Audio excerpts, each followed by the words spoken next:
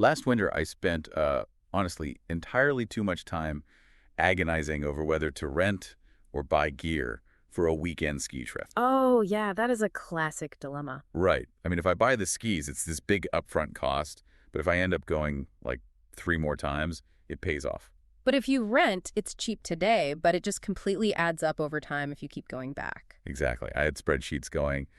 It was ridiculous. But welcome to Intellectually Curious. Yeah, and today we're looking at a recent Google research paper that takes this exact ski rental problem, actually, and applies it to massive scale cloud computing. Right. To solve this multi-million-dollar headache called memory management.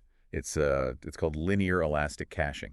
And the parallel to your ski trip is surprisingly accurate. In cloud computing, fast memory, or RAM, is just incredibly expensive. Like, how expensive are we talking?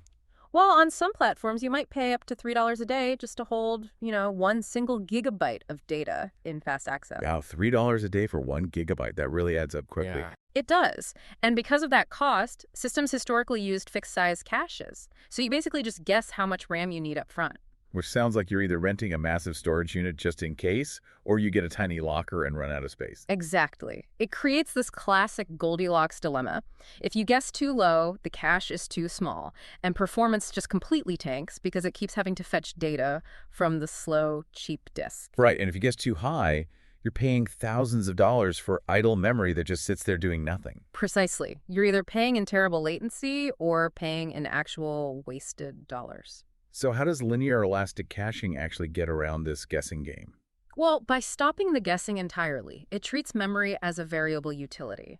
Every single piece of data faces that exact ski rental dilemma. Oh, so it decides whether to rent or buy for every piece of data. Right. When data is accessed, the system mathematically decides, do we rent the space, meaning we keep it in RAM and pay that continuous cost, or do we buy the miss? Buy the miss.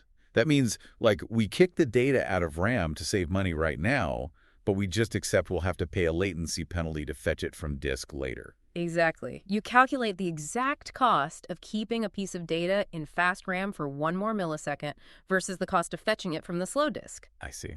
The moment the rent cost in RAM exceeds the buy cost of a disk fetch, the system just evicts the data.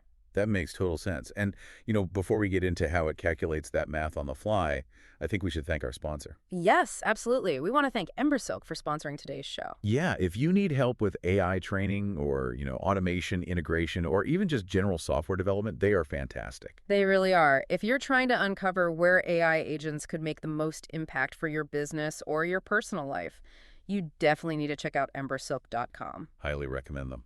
Okay, so back to this math. I mean, we're talking about billions of requests per second in a system like Google's globally distributed spanner database. Right. Literally billions. So if you have to run a complex cost-benefit analysis on every single byte, wouldn't the computing power for that math cost more than the memory you're saving? You would think so, yeah. That was the exact hurdle the researchers had to clear. To make it work without just, burning up CPUs, they used a very specific, lightweight machine learning model. Lightweight, like what kind of model? A shallow decision tree, which translates into just a few lines of C++ code. Wait, so just a simple flowchart, basically. Essentially, yes. It looks at a page of data, checks its size, access patterns, and the disk fetch cost, and then assigns it a precise time to live, or PTL. Oh, I get it. Yeah. So it just tells the system, hey, keep this specific page for exactly 5 milliseconds, then drop it. Right. It micromanages data lifespans on the fly based on incredibly simple math, and the real-world trial results were huge. Memory usage actually dropped by 15.5%. Wow, that's significant. And the total cost of ownership fell by 5%. But there is a brilliant touch here. Cache misses actually increased by 5.5%. Wait, really?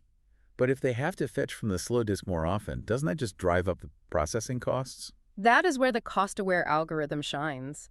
It ensured those misses only happened to data that was incredibly cheap to fetch. Oh, wow. Yeah, so while misses went up, the actual computing cost for those misses barely rose at all, just 0.5%.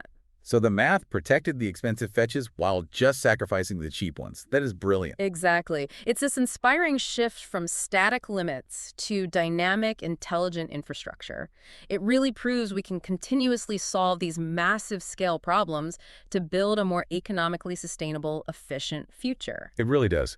It makes you wonder, if we can dynamically scale digital memory based on micro-cost predictions, what physical fixed resource systems in our daily lives could be optimized with this same ski rental approach? Oh, absolutely. There are so many possibilities. Like, imagine if office buildings or power grids or even highway lanes could just resize themselves on the fly using that same math. It's just something to ponder the next time you're stuck in traffic. Yeah, a really hopeful way to look at how we can optimize our physical world. For sure. Well, if you enjoyed this discussion, please subscribe to the show. And hey, leave us a 5-star review if you can. It really does help get the word out. It sure does. Thanks for tuning in.